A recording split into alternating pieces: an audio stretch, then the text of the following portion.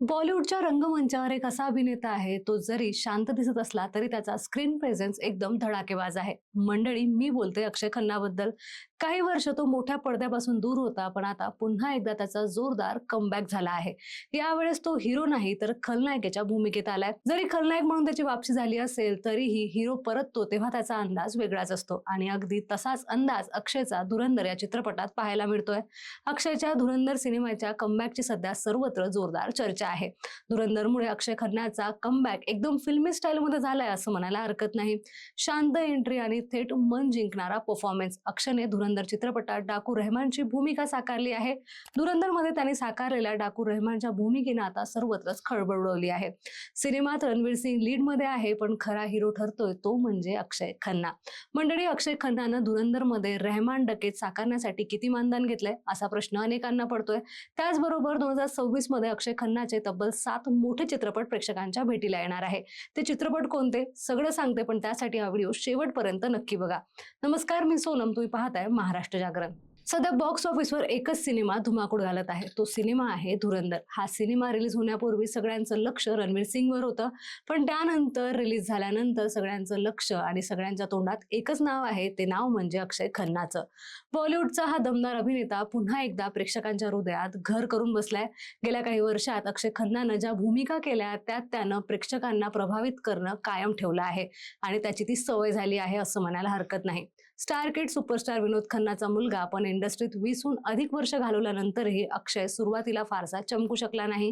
पण आज तो बॉलिवूडच्या गळ्यातील ताईत बनून बसलाय असं म्हणायला हरकत नाही. धुरंधरमध्ये त्याने साकारलेलं रहमान डकेत हे कॅरेक्टर अक्षय खन्नासाठी गेम चेंजर ठरलंय. सिनेमात रणवीर सिंग लीडमध्ये आहे, पण अक्षय खन्ना पडद्यावर दिसला की बाकी सगळं बाजूला पडतं. त्याची एंट्री, त्याची डॅशिंग लुक, त्याची तीक्ष्ण नजर आणि व्हायरल होत चालत असलेलं बीजीएम हे सगळं प्रेक्षकांना वेड लावतंय. आता एक प्रश्न सगळ्यांना सतावत आहे की अक्षय खन्नानं धुरंधरमध्ये रहमान डकेत या भूमिकेसाठी मानधन किती घेतलं. तर मंडळी, रिपोर्टनुसार 250 कोटीच्या बजेटमध्ये तयार झालेल्या धुरंधरमध्ये रणवीरने 30 ते 50 कोटी मानधन घेतलं आहे, तर अक्षय खन्नाला रहमान डकेतसाठी 2.5 कोटी म्हणजेच 2.5 कोटी दिल्याचं सांगितलं जात आहे.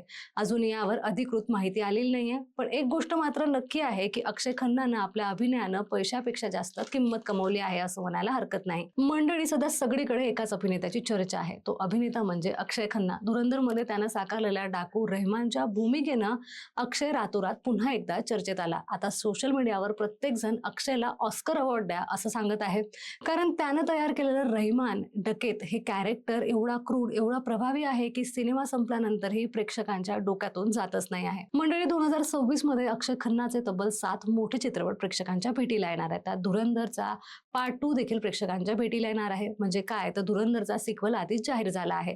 तर मार्च 2026 मध्ये येणाऱ्या भाग 2 मध्ये अक्षय खन्नाचा रहमान डाकू आणखीच क्रूर आणि आणखीच धोकादायक स्वरूपात दिसणार आहे असं म्हणायला हरकत नाही. आणि हा चित्रपट अक्षयच्या आयुष्यात टर्निंग पॉइंट ठरलाय असं देखील आपण म्हणू शकतो. तर दृश्यम 2 मध्ये इन्स्पेक्टर तरुण अहलावत म्हणून अक्षयने धमाका केला होता. आता दृश्यम 3 मध्ये देखील तो शक्तिशाली रूप परत पाहायला मिळणार आहे.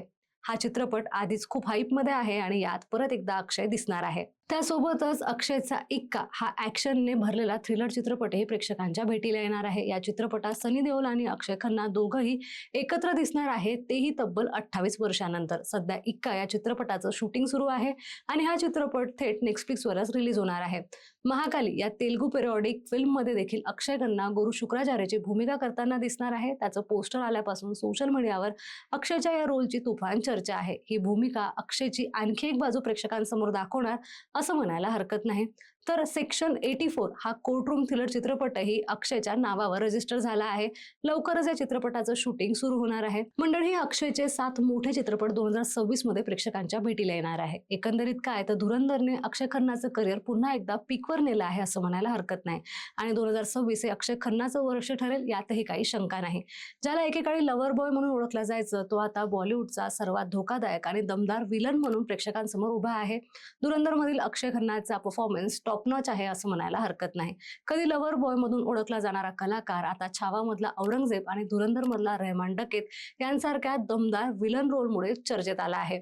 अक्षय खन्नाच्या रूपात बॉलिवूडला एक दमदार नवा कोरा विलन भेटलाय असं म्हणायला हरकत नाही. सध्या सोशल मीडियावर त्याची एंट्री व्हायरल होत आहे. लोक अक्षय खन्नाच्या कमबॅकची तुलना बॉबी देओलच्या अॅनिमल मधल्या कमबॅकशी करत आहे. एकूणच बोलायचं झालं तर धुरंधर मध्ये रणवीर सिंग हिरो जरी असला तरी खरा हिरो, खरा शो स्टॉपर अक्षय खन्ना ठरलाय असं म्हणायला हरकत नाही. तुम्हाला याबद्दल काय वाटतं? त्याचबरोबर तुम्हाला अक्षयच्या भूमिकेबद्दल काय वाटतं? आम्हाला कमेंट बॉक्समध्ये नक्की सांगा. आणि व्हिडिओ आवडला असेल तर महाराष्ट्र जागरणला लाईक, शेअर, सबस्क्राईब करायला मात्र विसरू नका.